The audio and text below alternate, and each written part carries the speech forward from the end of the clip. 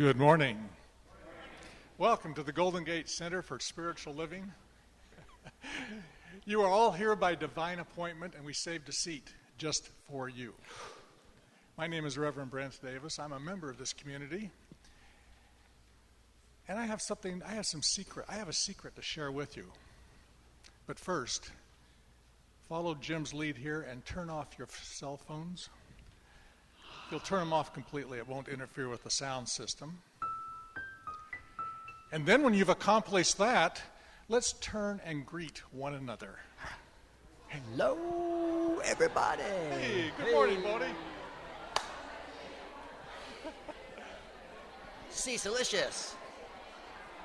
I kind of like it.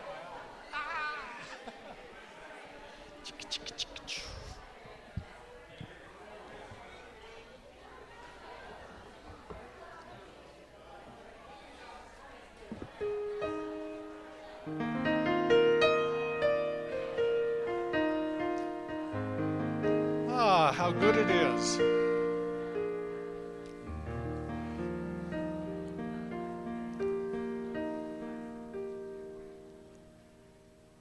Just by a quick show of hands, how many were at the Marianne Williamson workshop yesterday?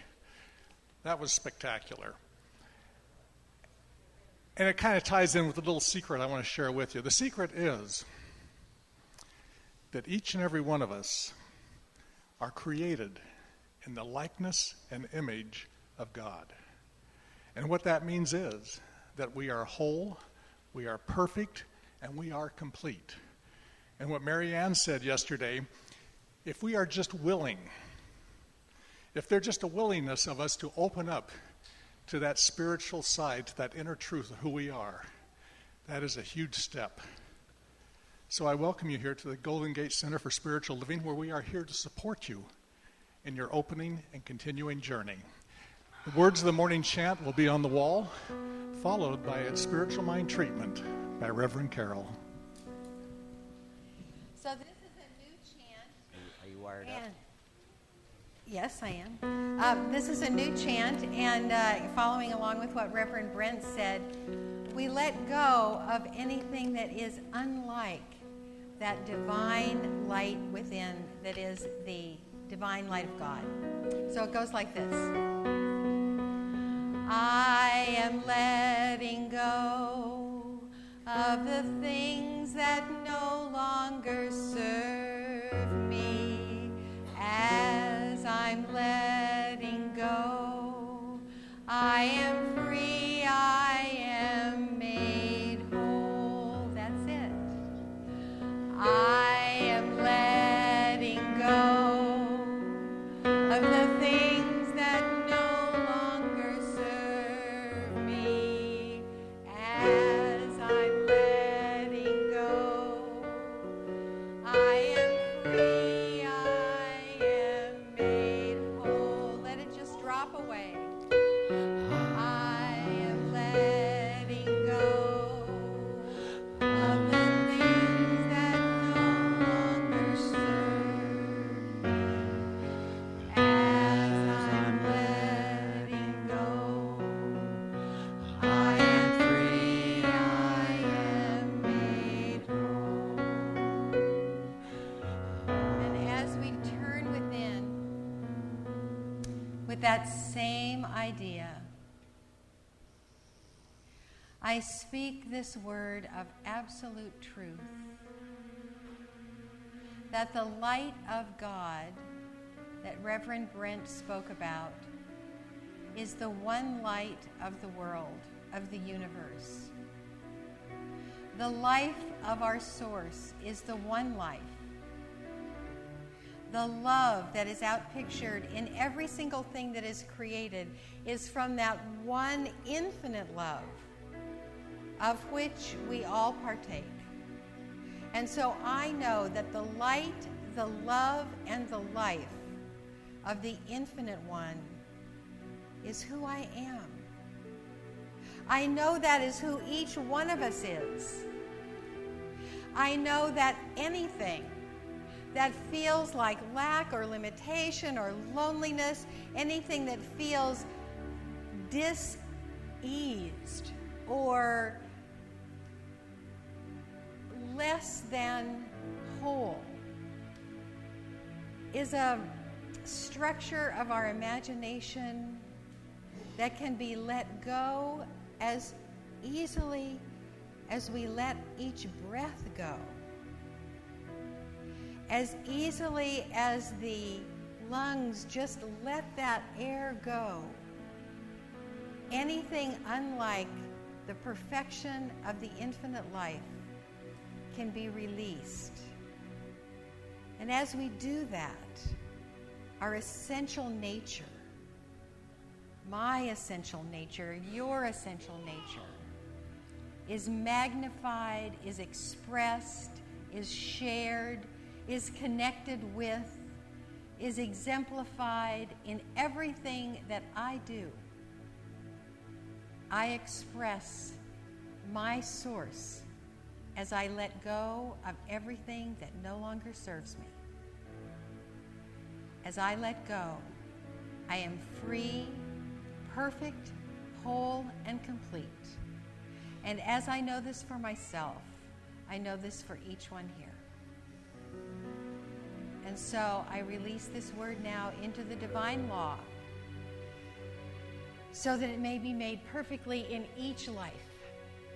I do release that now. I claim it for myself and all of us. And so it is. Amen.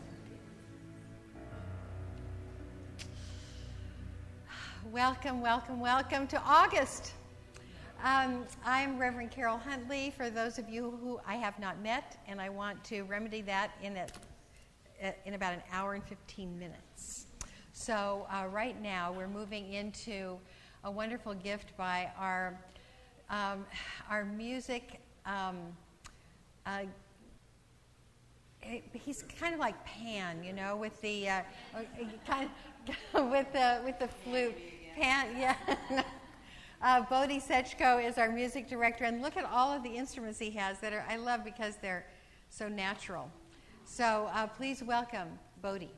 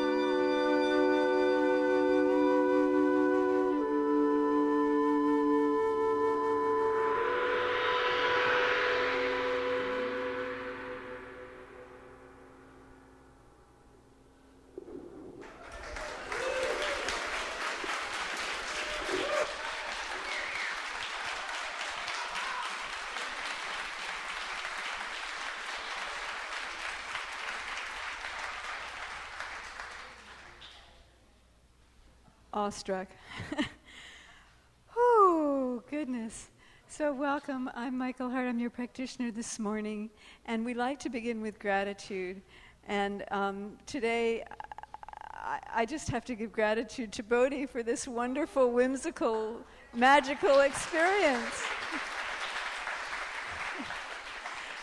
And may we bless the children on stage and yet to come, the children in the audience and the children in ourselves. So I invite each of you to look at your neighbor or someone across the room or inside yourself and see if you can see the child. See if you can see something childlike. We certainly just saw something wondrously childlike from Bodhi. And so the children are blessed.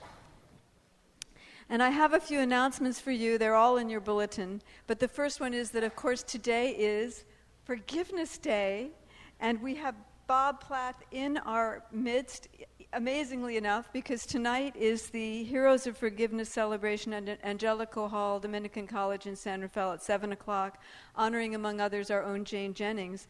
And, of course, Bob himself is to be honored tonight for bringing Forgiveness Day into the world. And there are some last-minute speakers if you want to grab a ticket and go tonight. Fred Luskin, the Jampolskys, John Gray are all going to be there to honor Bob.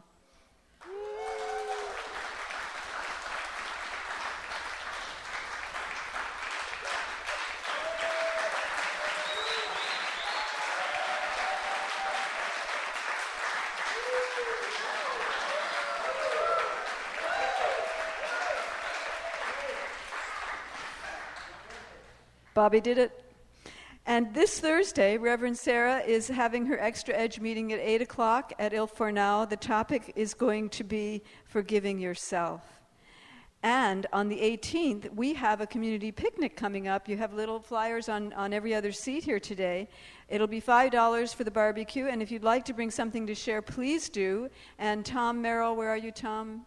At the back, would love to know what you're going to bring. He's making a list if you already know, but if you want to just bring something at last minute, do. And on the 25th, every week we're having something wonderful. We have Gail Durkin doing Quick Start, which is a wonderful 3-hour free introduction to our philosophy. And of course, going further into our philosophy, now is the time to sign up for our fall classes. We are having 2 foundations offerings, one in the day and one in the evening. We are having spiritual practices for daily living.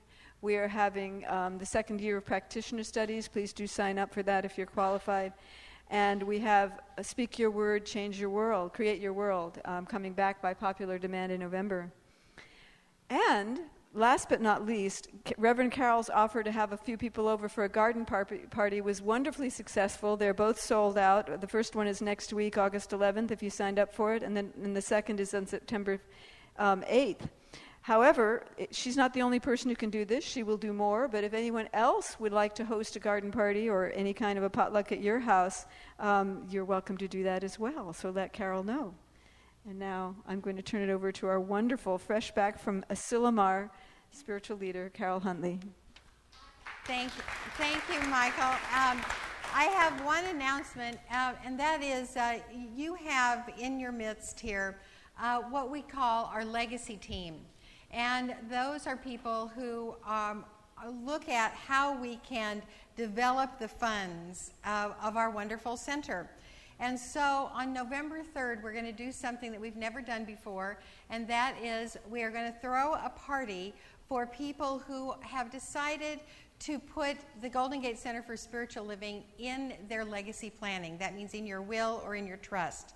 And it's a wonderful way to be immortal and to express your immortality on this earth plane. So there are many, many ways that you can do that. I think we have about, more than a dozen people so far that have already done that. Barbara Cox, can you stand up, please? Barbara Cox has lots of ideas about how that can work easily.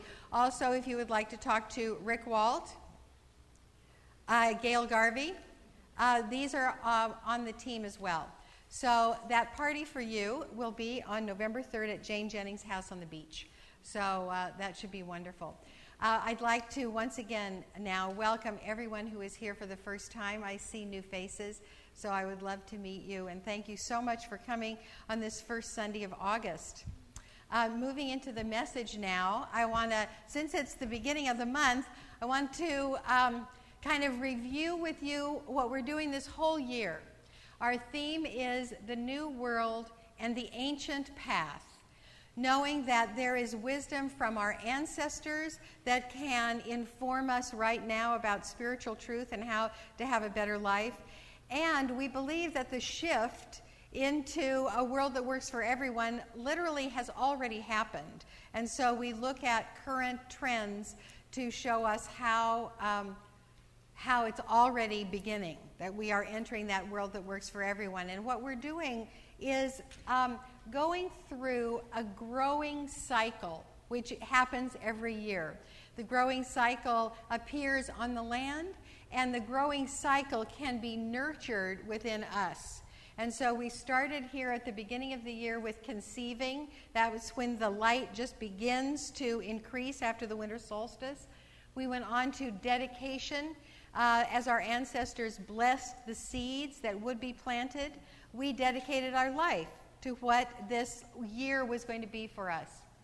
We then had a resurgence right around Easter time. How logical that we see new life budding in all of the little green growy things, and that new life is a resurgence in us as well. Moving into the spring, we have the inspiration that new life brings to us, the spontaneity of growth, and then June was practice, because as everything is growing, the practice is tilling the soil of our garden, tilling the soil of our soul. We just passed July, which is increase. This is when all of the tomatoes and the zucchini start growing really, really big. And we are now entering the month of fullness, which is the first harvest. August 1st for our ancestors was the first harvest of the watery vegetables, and I'm taking zucchini out of my garden. I'm already getting a little tired of zucchini. And tomatoes, I'm going to have tomatoes in sauce all winter long. And so it's the month of fullness. And so our topic today is satisfaction. Because when we feel that fullness that is recognized in our garden, we have that experience of satisfaction. So the altar is about satisfaction, and as Suzanne Mabardi usually does, she writes a little wee essay to me, which I'm going to share with you, because it's all symbolic. And another thing that Suzanne does with her altars is every single time they're interactive. So here's what she says. What can be more satisfying this time of year than a picnic in a field of sunflowers? So there you have it, your picnic in a field of sunflowers. Blossoms are full and turn toward the light. They are also ready to harvest by gently dropping their seeds to the ground. It is satisfying to know that both stages, both conditions are right and correct. Comfort and happiness dwells there. The picnic basket is full of ferns, which represent new growth, always reaching out, even when hidden in the shadows. And your invitation is to lift open the lid of the picnic basket, touch and feel the fresh growth within, and sample the sunflower seeds while making your intention for fullness. I just don't have to do anymore. Thank you. Thank you so much. So I'd like you to, but I'm going to. I want you to remember what it feels like to be really satisfied. So what does that feel like? Give me a few words. Happy, content, peaceful, serene, fulfilled, something to eat, yes, and loving. See, all of those like contented, wonderful, kind of after a Thanksgiving meal feeling of being fulfilled, full, satisfied, happy, content, loving. That's what it feels. So, of course, it's easy to feel satisfied when you're already in that state. So that's not what I'm going to talk about. As you know, I never go there. What is important to talk about, however, is when our well-being is shattered, when things do not go the way we want, when there is loss or confusion, how do we get back to, I have been remiss on this PowerPoint this morning. Satisfaction is the word. So, and the principle is, as I accept my good, I experience it. So, when we are feeling lost or confused, there is a way to get back to happy and satisfied, because that truly is our natural state. You have to kind of work hard to stay unhappy. I know it doesn't feel like that sometimes, but it's only a habit if you are in that state of being unhappy. So being happy and satisfied is the lesson today, especially when we're not feeling that way initially. So Michael told you that I was fresh back from Asilomar, and of course I tend to live my talk topics. So what's true about Asilomar is that it's the last one for the foreseeable future. That it has been, I know, it's been happening since 1953, and over 60 years, and 61 years, I guess, and it has perhaps run its course because the facility is charging more than families really can afford. And I mean, that you can see that with the number of children that were there this year. And before the announcement was made, it did go out. There were 400 people where there used to be like 800. And so it was an unhappy decision, and it had to be made.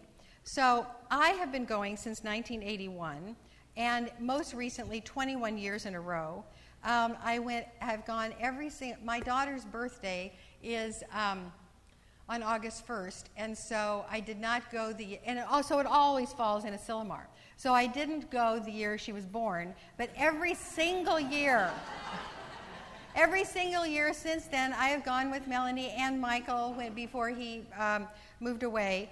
And Melanie had her first step at Asilomar. This year, she had her 21st birthday at Asilomar. It's the most consistent thing in my children's life, more so than homes. It is room 716 was our room every single year. We knew which bed was ours, which drawer was ours. I learned over the years how to be absolutely, totally comfortable in room 716, including smuggling a coffee maker and a little bit of sherry into room 716. And it's not just me. Reverend Sarah did a workshop this year, and she won't be doing that anymore. Rick Walt and Bodie have played at Asilomar, and they won't be doing that anymore. Karen Drucker has sang at Asilomar for years and years and years, been in charge of the music extravaganzas at Asilomar, and she won't be doing that anymore. So I had a chance to apply spiritual principle because I was unhappy. So the principle, as I accept my good, I experience it, is true no matter what. If you can get to good and accept it, you can bring yourself out of any unhappiness. So this is the lesson this morning, and that is how to get your happy back. So I want to begin the lesson by saying our feeling state is our responsibility. Nobody makes us feel any particular way. If we are all of a sudden angered, if we are all of a sudden aggrieved, it is because that grief and that anger is already within us, and somebody has done something to trigger it. They didn't mean to push our button, they just pushed it. And so our feeling state is our responsibility, and actually all feelings are valuable. Every single one, and I'm going to show you how that's true.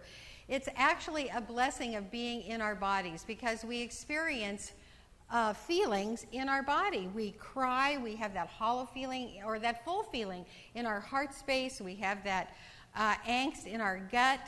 It's a physiological thing when we say I'm afraid or when I'm happy. So we can create that for ourselves and I'm going to tell you how, because I'm going to take you through my process. And so I know this works. There might be more other processes, but the first thing that I did was I allowed my feelings to happen. Because when you feel your feelings, they move through. You don't stay aggrieved. You don't stay angry. If you express them in a safe way, you can move right through them. So the first day at Asilomar, Melanie and I cried many times. We were looking at places where special things had happened, and we just let the tears flow. And after one of these crying spells, I was walking alone through Asilomar, and one of my minister friends that I don't see very often, she has a ministry in Long Beach, she walked by me and she said, "Karyl, you look good. You look rested." And I think it was because, you know, my eyes were puffy and the wrinkles were kind of filled out. But so I acknowledged what she said to me, and I said, "Actually, I feel tenderized." And she really liked that. She said, I am going to remember that, because that's what happens, is that when our heart is broken, we are tenderized if we let that happen. Now, the keynote speaker of Asilomar this year was Azim Khamisa, who sends special greetings to you, Bob. Azim Khamisa is a past hero of forgiveness. Azim Khamisa's son was shot dead by a gang member when he was delivering a pizza. The gang member, it was an initiation for the gang member to kill someone. He was caught and at 14 was the first youngster who was tried as an adult and is in prison for at least another, I think he's due for parole in 2024. Azim Khamisa befriended the grandfather of the shooter. And together, these two men, the man whose son was shot and the man whose grandson did the shooting, have created a foundation in the name of the son, Tariq Khamisa, and they go to schools to talk about ending violence among children. And they are friends. And the miracle of forgiveness is that Azim Khamisa has said there is a job for Tony, the shooter, when he gets out of prison, because he has forgiven him, and Tony he will be good. He will be good in talking to gang members about how it isn't worth it. So what Azim Khamisa said, he quoted Rumi, and he said, "God will break your heart over and over and over and over and over and over and over again until it stays open." And so that is true tenderizing. So if you are aggrieved, don't hurry through it. Let the feeling go all the way to the bottom and strive to keep your heart open, because that is truly the value of sorrow. Next is ponder past blessings. So there was not a ritual that was planned that satisfied me for the ending of Asilomar. And so I did my own ritual. Before I went to Asilomar, I went through all of my photos, and I found all of the Asilomar photos that I could find, and I put them on poster board according to the year, and I hung them up around my room so that I was surrounded by my wonderful memories from Asilomar. And let me tell you, making sure that I got the right picture in the right year was a deal. I mean, I had to look at the length of the bangs, the color of the socks, because there were some years the kids didn't change too much. But and then what I did was, for the extras that there was no room on the poster board, I gave them away to the people who were in them. And so I have an envelope for Karen Drucker.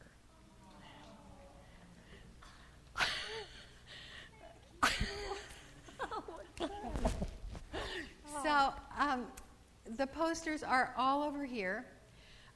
There's 13 of them, spanning about 16 or 18 years. Most of them are, snapshots from my family, but Rick is in one, and Reverend Sarah, and Karen, and Joe Munch, and Happy Orton, and Susie Poinsett, and Annie Rohrbach, and people from our past are all in the photographs over there, so you are absolutely welcome to go and see them. Room 716 is in the photos, the stage is in the photos, backstage is in the photos, the beach, the trees, the love and the beauty, the love and the beauty, the love and the beauty of Asilomar is there. And this pondering past blessings helped me because I remembered every single thing that was important to me. But that isn't all that gets you to the bottom of the feeling state. This is the next thing, and that is honor what has passed with time. So, combining the first two, allowing your feelings and pondering past blessings, I look over those pictures and I know that my baby's babyhood is over. Hugging my mom is over. My 30s, 40s, and 50s are over. And the whole experience of Asilomar, the way it was, is over. And so it's such an interesting and special thing to experience on earth something that is over, because in this philosophy we say we can have anything we want, but we can't have an earthly experience that is over. And so you have this very interesting feeling of the time and the timelessness, of the mortal and the immortal. Because being in this earth suit and being immortal spiritual beings, both are true. We are immortal and will live together, or forever, together, forever, and together, maybe. But we have a limited number of sunrises. And so it's a very special thing to honor the blessings that are past, because it keeps us in our humanity and in our immortality. So this afternoon, I'm going to be doing a memorial service for a son of some friends of mine. He died at 34 of what they think are natural conditions. And I'm going to read something from this, one of my favorite books, Anam Cara, which is by the Irish mystic John O'Donohue. And Anam Cara means soul friend. But this is what he says. It is a strange and magical fact to be here, walking around in a body, to have a whole world within you and a world at your fingertips outside you. It is an immense privilege, and it is incredible that humans manage to forget the miracle of being here. The more lonely side of being here is our separation in the world. When you live in a body, you feel separate from every other object and person. Many of our attempts to pray, to love, and to create are secret attempts at transfiguring that separation in order to build bridges outwards so that others can reach us and we can reach them. At death, this physical separation is broken. The soul is released from its particular and elusive location in the body. The soul then becomes a free and fluent universe of spiritual belonging.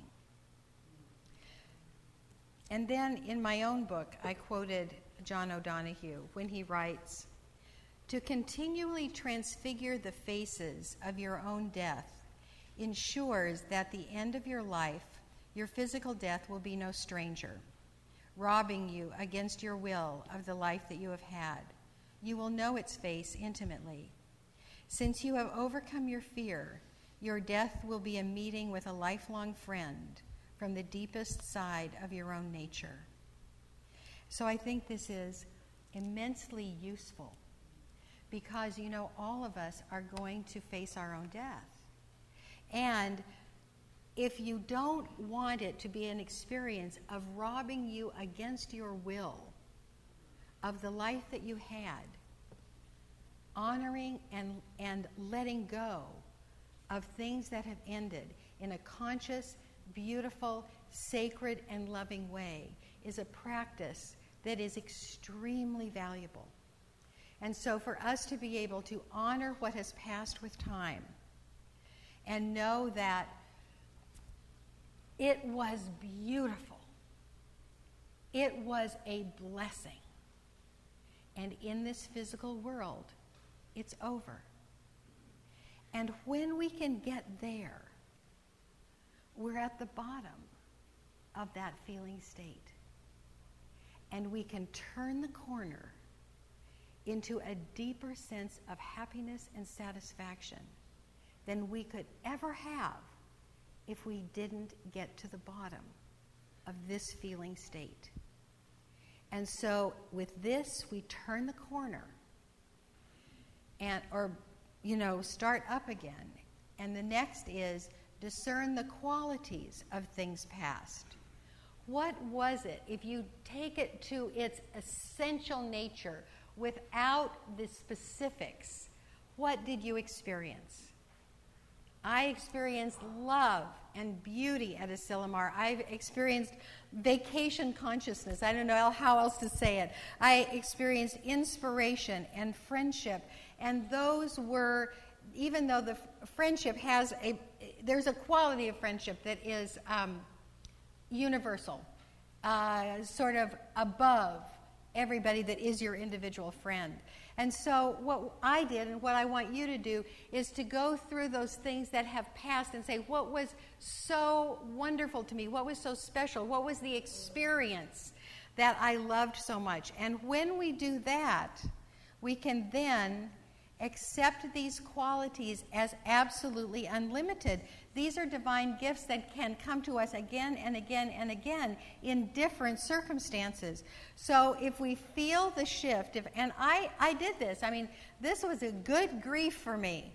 And I know that love and beauty and vacation consciousness and friendship and inspiration are mine another time. They are mine at another experience, another retreat center. They're mine right now with you. And the experience with you is deepened because I went through the grief of letting go of Asilomar. Do you understand? This is wonderful work, and if you don't want to do it alone, take a practitioner and this list of things to do and say, this is what I want to do today. And come back next Sunday and say, this is what I want to do today.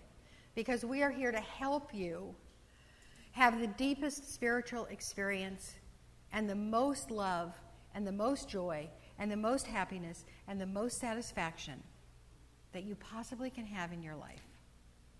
Because the final thing, when we go shoo, like this, is to establish your dream, your next dream. And this is what I'm going to be doing in the Foundations class. In addition to teaching you the principles of science of mind, we are going to be building dreams. Because this is much, much bigger than this 3-minute segment of this talk. Because building dreams has to do with an ongoing process of visioning and then visualizing and then praying and doing dream boards or whatever is the creative act that you do to set your dream in motion. And that's what the classes are about. That's definitely what Foundations is about. And it's about how to give traction to your dreams after you have determined what your dreams are. So just one little wonderful, wise piece about visioning that I took away that was so, so clear from actually Reverend Joan Stedman, who is in the Oakland Church of Religious Science, and she was with Michael Beckwith when he was creating the Agape Center of Spiritual Truth. She said visioning has been used incorrectly for trying to create what we want. It is really about becoming something new ourselves. So that is what the visioning process is, and we'll learn that in the Foundations class. We also have a visioning process each second Thursday of every single month, and it's in the bulletin. Another wonderful quote from Pat Campbell, who is the minister at some town in Canada. No, it's not Calvary. Is it Calvary, Pat? Okay. Nah. Well, maybe. Anyway, from Pat Campbell, God grant me the serenity to accept the people I cannot change, to change the one I can, and the wisdom to know it is me. Yay, Pat Campbell! So every loss, every disappointment, and every happiness and every satisfaction is a divine gift useful in establishing our dreams. And that is when we really accept our good and then we experience it. And so taking this a step further, as each one of us lives our dream, and this is a quote from Joan Stedman too. She quoted Stephen Hawking, the scientist. He said, and I don't know how he determined this, but according to Stephen Hawking, as we lift our own consciousness and live our own dreams and live in happiness and satisfaction, we lift 750,000 people with us, each one. Stephen Hawking said that. So as we talk about the new world, every time you wake up and say, I'm going to be happy for no reason today, 750,000 people also wake up and go, wow, I feel better. So, there you go. When we're full, we express from the overflow of our lives. We give the gifts that are ours to give, which is so important in establishing this world that works for everyone, because the opposite really doesn't work. If we are unavailable to satisfaction, if we go through life unsatisfied and frustrated, what does that do for the world? Hopefully we don't take down 750,000 people with us, but it certainly doesn't work to create that world that works for everyone. So as God expresses, as each one of us, and as all of the natural world that we see around us, we are made in that likeness. And so we must express as well the divinity that Brent spoke about, that I've been speaking about, and now Karen Drucker and I are going to sing about it, and Bodhi's going to play this little refrain that come ahead, it's only 2 lines. This is so great. This is so catchy. We're going to sing it enough so it gets planted in your brain. Come here, baby. Take this and put her to work. It's right. This is from Lisa Ferraro, who was the music director at Asilomar this year. So it goes like this. This is my simple prayer, to become a reflection of the infinite one.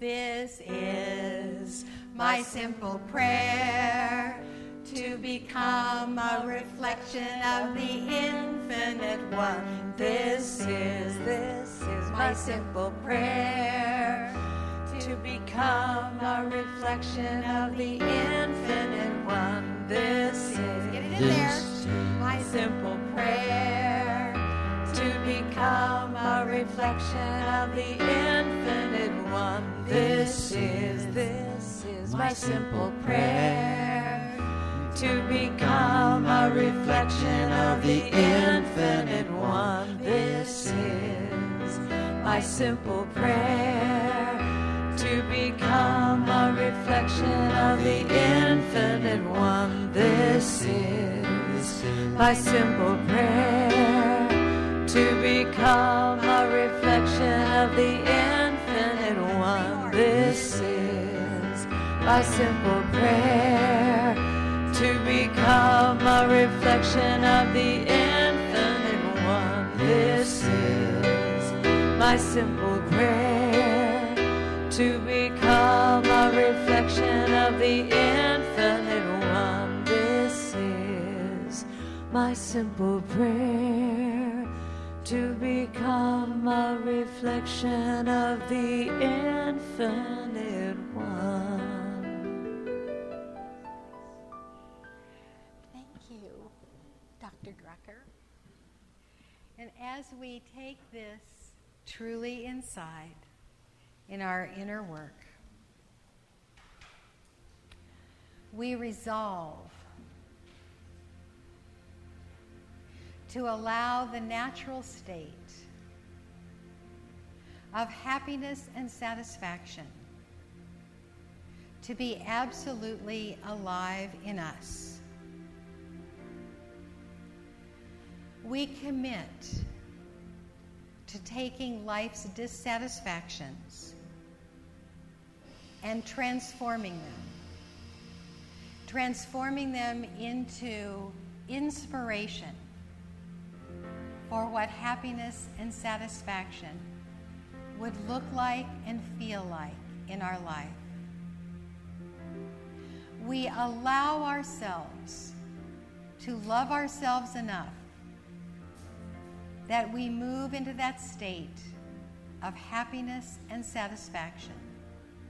And if by chance we are still working on loving ourselves enough to do that, we do it for everybody else. We allow ourselves to be happy and satisfied, to lift our 750,000 people into the next state of consciousness. And we do it the next day, and the next day, and the next day, so that we truly create a world that works for everyone, a world of love and peace, satisfaction, joy, and happiness. One thought, one idea, one heart at a time. Blessed be.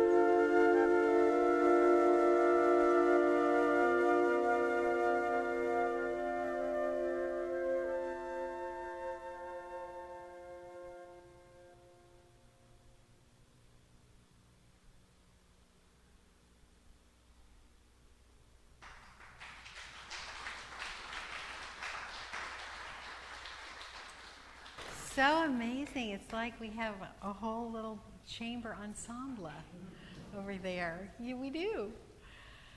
Now is the time for our tithes and offerings. And so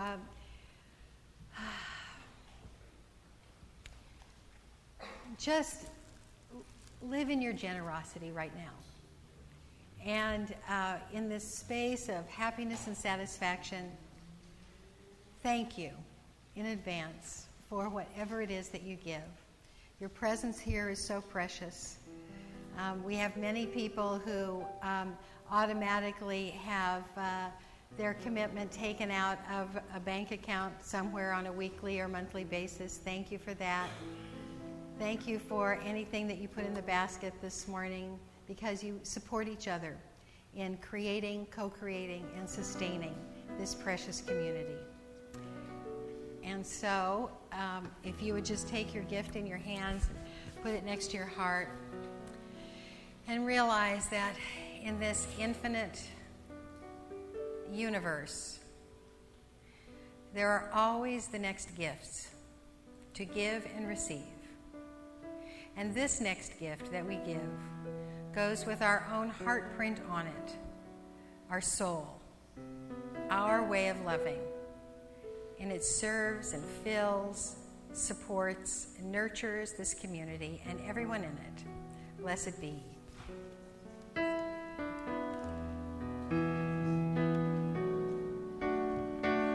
All that I need comes to me.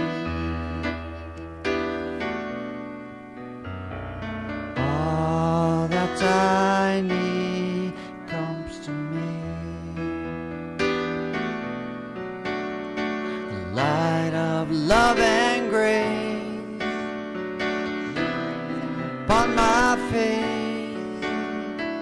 All that I need comes to me. All that I need comes to me. All that I need comes to me.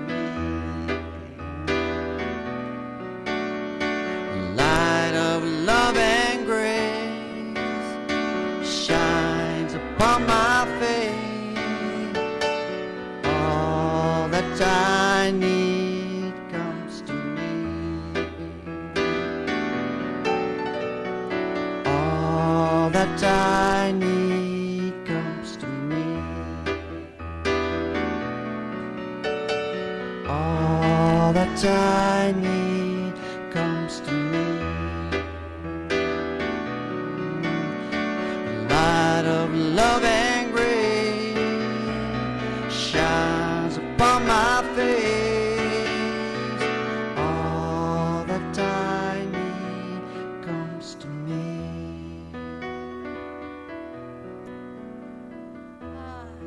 We give thanks for these gifts. We give thanks for the giving. We give thanks for the givers, for we are all the receivers. Blessed be. So just before we end today, I want to remind you to please take a look at the history of Asilomar through the years. Please, if you can, go to Forgiveness Day this evening at 7 o'clock at Angelico Hall. And then next week, I'm giving a really important talk, something I'm very excited about. It's called the Sin Talk. And I am telling you, you're going to be so happy to hear it. And I'm telling you that because Mr. Scott Grace is going to be here, the song might be hysterical. Oh, Scott Grace, the one who makes up a song about the talk. So Look out. Yeah, it's going to be great. Bring your friends. Anybody that's scared of sin, just bring them on down. And the picnic. Oh, and the sign up for the picnic is with Tom. Tom is going to be working the room with a clipboard for the barbecue. And now I'm going to ask Michael to come forward and pray us out.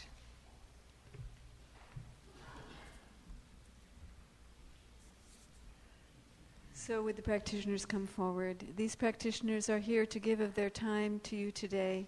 So if there's anything that is left undone or that you would like to celebrate further, please go see one of them at the practitioner table at the back. And with the rest of the practitioners, encircle the room with your loving consciousness.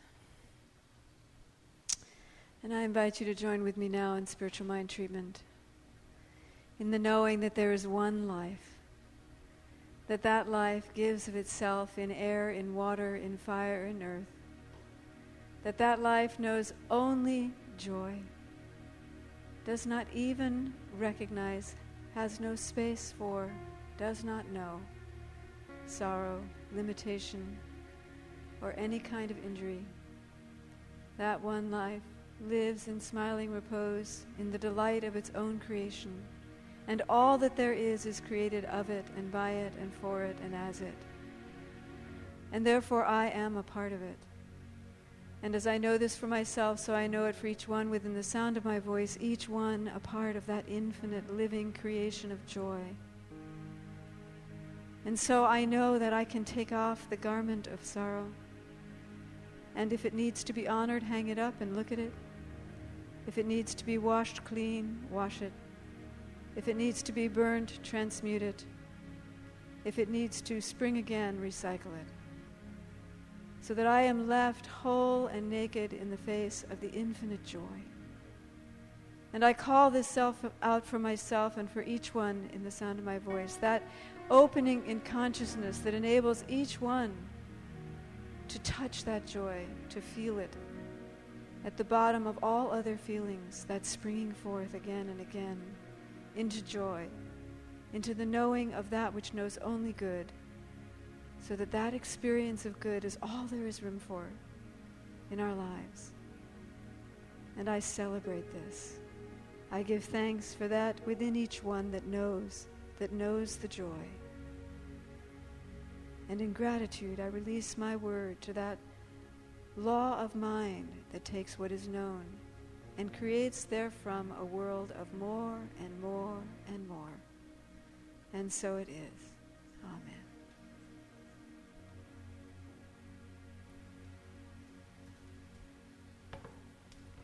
I invite all of you now to stand for our affirmation and closing song.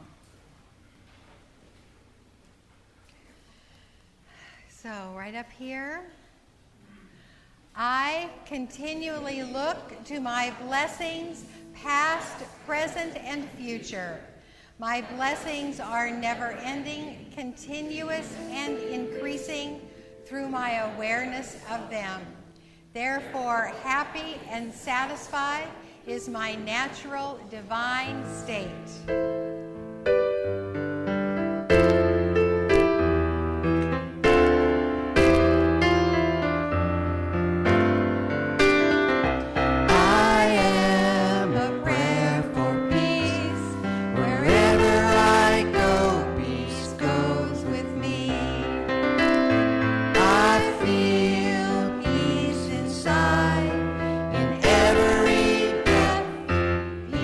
Abide.